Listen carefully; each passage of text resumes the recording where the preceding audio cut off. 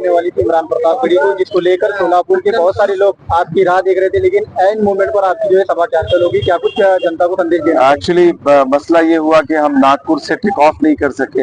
यहाँ night landing का issue है, तो स्पेशल प्लेन यहाँ पे लैंड नहीं कर सकता था।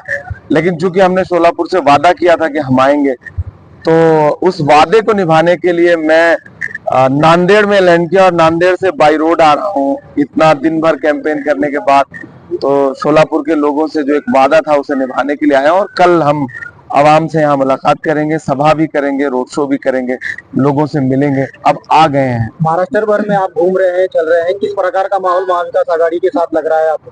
देखिए, मैं पूरे महाराष्ट्र के ज्यादातर 40 से ज्यादा सभाएं कर चुका हूँ।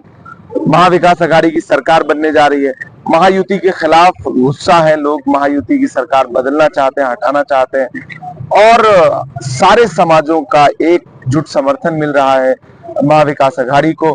राहुल गांधी जी की जो मोहब्बत की दुकान है, लोगों का उसमें भरोसा है, और ये लड़ाई नफरत और मोहब्बत के बीच में है। एक तरफ उनके नारे हैं, बटोगे कटोगे, मंगलसूत्र छीन लेंगे, भैंस खोल ले जाएंगे। इधर हमारे नारे हैं, आइए नफरत के बाजार में मोहब्बत की दुकान खोलते हैं। और जिस तरह से जनसैलाब उमड़ के आ रहा है, वो इस बात की गवाही है कि महाराष्ट्र में महाविकास आघाड़ी की सरकार बनी है। महाराष्ट्र में और जिहाद की भी एंट्री हुई है, किस तरह से देखते हैं? क्योंकि भाजपा जो है उसको एक प्रोपेगेंडा के तौर पर, भाजपा के पास मुद्दा नहीं है एक्चुअली कोई, तो भाजपा चाहती है कि इस तरह के मुद्दे खड़े हों। भाजपा जब अकेले डायरेक्ट लड़ाई में नहीं जीत पाती, तो इस तरह का प्रोपेगेंडा शुरू करती है। महाविकास आघाड़ी से बहुत पीछे है महायुति, और महायुति आपस में ही लड़ रही है। भाजपा के नेताओं के नारों से महायुति खुद सहमत नहीं है। तो कुल मिलाकर के भाजपा का जो नैरेटिव है वो मीडिया के जरिए गढ़ने की कोशिश है, लेकिन किसी में भी कामयाब नहीं हो रहे हैं। महाविकास आघाड़ी की जो गारंटी है, लोग उस पर भरोसा जता रहे हैं। महिलाओं के लिए, नौजवानों के लिए, किसानों के लिए जो वायदे कर रही है महाविकास आघाड़ी और कांग्रेस पार्टी, लोगों का उस पर भरोसा है। और मैं जहां भी जा रहा हूं, भरपूर जन समर्थन मिल रहा है लोगों का। आप रैलियों के विजुअल उठा के देखिए तो आपको समझ में आएगा कि हजारों हजार लोग नरेंद्र मोदी और एकनाथ शिंदे और फडणवीस की रैलियों में बुलाने पर भी भीड़ नहीं आ रही है, और यहाँ जन सैलाब है महाविकास आघाड़ी के सारे नेताओं की रैलियों में। सवाल के इमरान प्रतापगढ़ी शायरी अंदाज में सोलापुर की जनता और राज्य की जनता को क्या संदेश देना चाहिए? देखिए, मैं तो पूरे बाकी जो संदेशा देना है वो तो कल देंगे।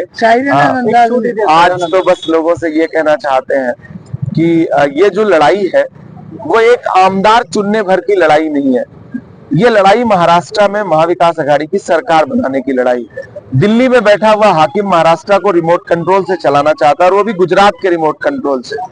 तो महाविकास आघाड़ी इस बात की लड़ाई लड़ रही है कि डॉक्टर बाबा साहब अम्बेडकर का संविधान कैसे बचे, आईन कैसे बचे, जमहूरियत कैसे बचे। हम उस कोशिश के लिए पूरे महाराष्ट्र में जा रहे हैं, और मुझे पूरा यकीन है कि हम यहाँ सरकार बनाएंगे, और सोलापुर से महाविकास आघाड़ी का कांग्रेस पार्टी का आमदार होगा। और जिस तरह से लोकसभा में लोगों ने सपोर्ट किया और यहाँ से खासदार चुन के दिया, मैं भी महाराष्ट्र का खासदार हूँ, तो मैं आवाम से अपील करने आया हूँ कि जो सरकार बनने जा रही है उसमें हिस्सेदारी जताइए। जज्बाती नारों और जज्बाती तकरीरों से बचते हुए बुनियादी चीजों पर